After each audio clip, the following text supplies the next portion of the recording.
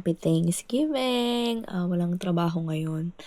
So, ang gagawin is maglalaba dahil pwedeng maglaba ng holiday pag umaga.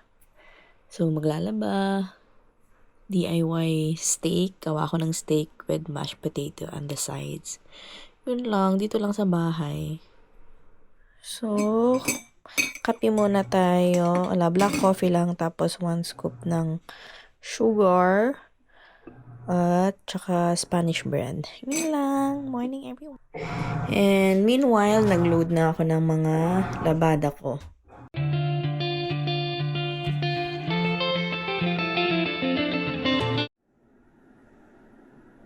So, while waiting for the labada, gawa tayo ng graham.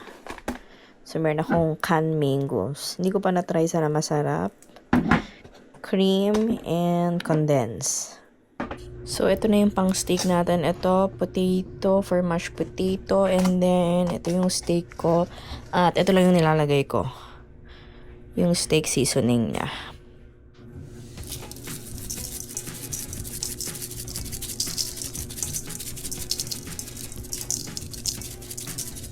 Kasi ganyan ko siya karami. And of course, sa kabila rin.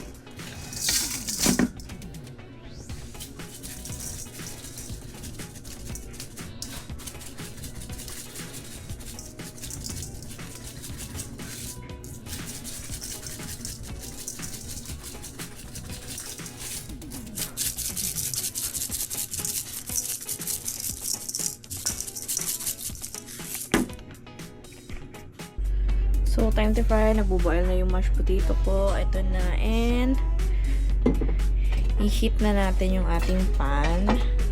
Dapat super mainit siya. So, start ko siya sa olive oil. Yeah.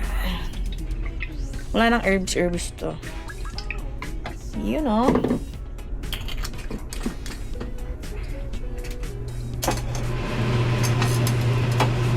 Tapos mamaya, ihuhuli ko na lang yung butter.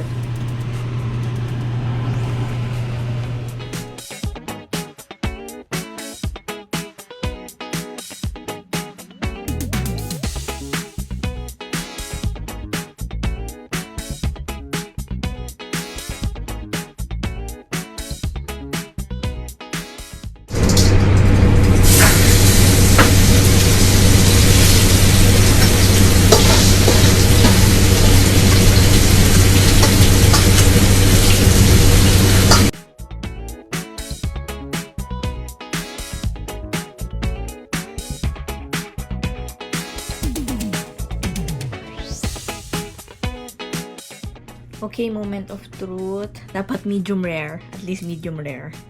Tin. No, well done. Hindi, okay lang. Okay lang. Let's try.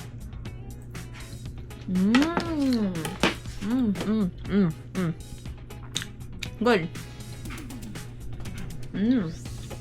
Sarap.